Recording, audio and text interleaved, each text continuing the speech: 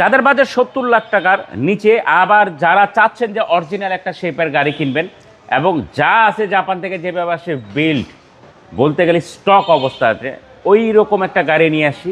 সবচেয়ে বড় সমস্যা হচ্ছে বাবু ভাই, আমরা বাঙালি ভেজাল খাইতে খাইতে এরকম হয়ে গেছে যে ভালো খাবার দেখলে খাইতে চাই না, কারণ চিন্তা করি ভালো খাবার খাইয়েই মনে পেটটা খারাপ হয়ে যাবে। তো এই গাড়িটার জন্য আমি এই উদাহরণটা বলবো যে এই গাড়িটা হচ্ছে এতটা ফ্রেশ কন্ডিশনে আছে, এখনো পর্যন্ত জাপান থেকে যে কালার ওই কালারে আছে এবং ওই শেপে আছে।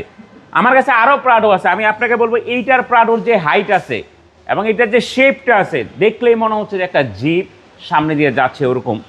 তো যাই হোক, এটা মডেলটা হচ্ছে 2012, রেজিস্ট্রেশন 2012।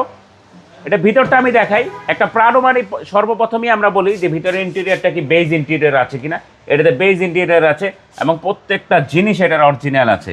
আপনি স্টিয়ারিং থেকে শুরু করে এই স্টিয়ারিংয়ের এই বিষয়, এই জিনিসগুলো দেখলে আপনি বুঝতে পারবেন এই গাড়িটা কতটুকু ইউজ হয়েছে, কারণ এইগুলো করা যায় কিন্তু এরকম অরিজিনাল কিন্তু থাকে না। তার পাশাপাশি যদি আপনি এই হ্যান্ডেলটা দেখান তাহলে বুঝতে পারবে যে আসলে গাড়িটা কতটা ফ্রেশ কন্ডিশনে আছে। আমি যে বলছি এটা জাপান থেকে যেভাবে আসে স্টক অবস্থাতেই সব আছে, এটা আসলে কতটুকু সত্য।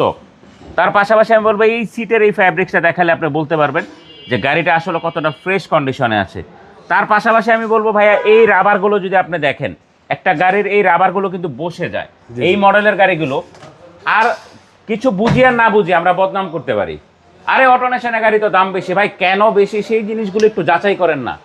আপনি আরো জায়গা থেকে গাড়ি দেখেন, আমরা না করি না, আমাদের থেকে কিনতে হবে এরকম কিছু না। আপনি একটা গাড়ি কিনবেন বাজার থেকে, একটু ফ্রেশ দেখে কিনেন।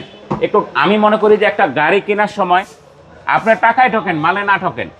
আপনি এই যে দেখেন এই প্যাডগুলো দেখলে আপনি বুঝতে পারবেন যে গাড়িটা আসলে কোথাও মালটা প্লান্টসে কিনা, বা একটা গাড়ি যখন ইউজ করে দেখা যায় ভিতরে অনেক রাফ ইউজ করে থাকে। এই সাইডগুলো একদম নোংরা হয়ে যায়, যেগুলো পরিষ্কার করেও পরিষ্কার করা যায় না। তো এই জন্য একটা গাড়ি যখন আপনি ফ্রেশ কিনবেন, আপনি ফ্রেশ রাখলে আপনি 2 টাকা বেশি দিয়ে কিনবেন, বিক্রির সময় আপনি 2 টাকা বেশি বিক্রি করতে পারবেন। এটা আমরা সব সময় মনে করি, কারণ এই যে কাস্টমার যেই ইউজার ছিল সে চাইলে এটা শেপ করতে পারতো না, বা আমি চাইলে এটা নিউ শেপ করতে পারতাম না। কেন করি নাই? কারণ অনেকেই চায় যে একটা গাড়ি আমি কিনবো, যে গাড়িটা এখনো পর্যন্ত জাপান থেকে যেভাবে আসছে ওইভাবেই থাকবে, আমি নিয়ে আমার মতো আমি করে নিব। তো যাই হোক, এটা মডেলটা বলে দিচ্ছি। এটা মডেল হচ্ছে 2012, রেজিস্ট্রেশন 2012।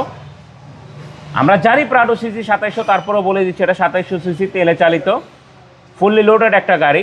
এটার প্রাইস যদি বলি, এটার প্রাইস হচ্ছে ফিক্সড প্রাইস নিয়ে কোনো বার্গেনিং হবে না। 69 লক্ষ টাকা ফিক্সড প্রাইস, 69 লক্ষ টাকা।